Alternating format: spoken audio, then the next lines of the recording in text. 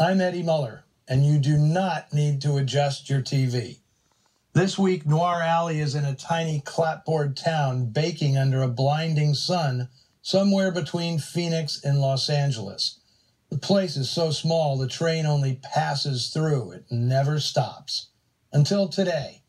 And when a black-suited stranger disembarks, it's going to be a bad day at Black Rock. Released in 1955 by Metro-Goldwyn-Mayer and made in CinemaScope. Not only that, it's in vivid Eastman color. I think I hear thousands of little birds tweeting, "Then why is he showing this on Noir Alley?" First reason, it's great. It's the rare Noir Alley offering that's got a top-shelf pedigree, and Bad Day at Black Rock was nominated for 3 Oscars: Best Adapted Screenplay, Best Director, and Best Actor.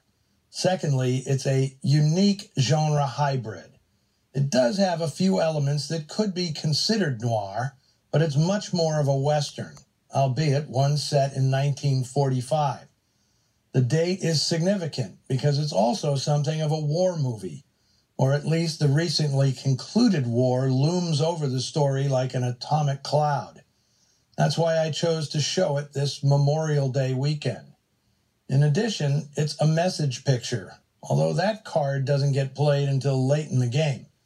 So, noir or not, I love this movie, and I'm not about to let my TCM colleagues steal it out from under me.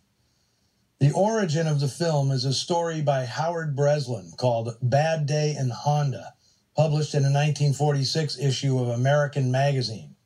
Actor Don McGuire thought enough of the story he paid $15,000 to option it so he could turn it into a screenplay. As a stock player at Warner Brothers, McGuire had small roles in Humoresque, The Man I Love, and Nora Prentice, among others. But the former newspaperman's real goal was to write and direct. McGuire tried to sell his script as a package, with Don Siegel directing and Joel McCrea tentatively set to star. But nothing came of it, and McGuire finally took the script to MGM's production chief, Dory Sherry. It was precisely the kind of minimalist, crime-centric picture Sherry loved to make. While the story was similar to 1952's hugely popular High Noon, for Sherry it had echoes of a film he'd produced years earlier at RKO, Crossfire. Both take place over the course of a tense 24 hours. Both revolve around a group of men protecting an ugly secret, and both have a socially conscious angle that lifts the material above the routine genre piece.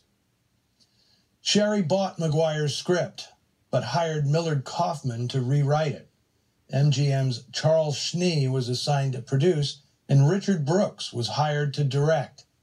For the lead role of John McCready, a stoic war veteran who alights in desolate Black Rock with a mysterious mission, one that riles up the town's few citizens, Sherry had only one actor in mind.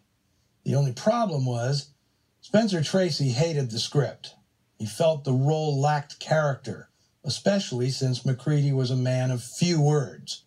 Tracy also felt he was too old for the part, and at 54, he was right, especially since it was to be filmed in Lone Pine, California, in weather that could top 100 degrees, and he was under strict orders from Katharine Hepburn to stay on the wagon while working. That's when Sherry showed his savvy as a producer, telling Kaufman to write a gimmick into the character that Tracy couldn't resist, and telling Tracy that Alan Ladd had already agreed to play the part. Ladd was never even shown the script, and Tracy suddenly changed his mind when he found out McCready would only have one arm. Unfortunately, Tracy did not get on with Richard Brooks, so John Sturgis got the directing gig instead, since Tracy had enjoyed working with him the previous year on The People Against O'Hara. Finally, realizing this was a project worth protecting, Sherry took over from Schnee as the sole producer, a rarity for the studio's production chief. A stellar supporting cast was assembled around Tracy. Robert Ryan, another connection to Crossfire, Dean Jagger, Walter Brennan, Lee Marvin, Ernest Borgnine, John Erickson, and Anne Francis, the only woman in the cast. Since it was one of the first CinemaScope movies made at MGM, Sherry was overly cautious. He had Sturgis start off shooting 2 versions of the film, one in 2.85:1 scope format and another in standard 4:3 aspect ratio.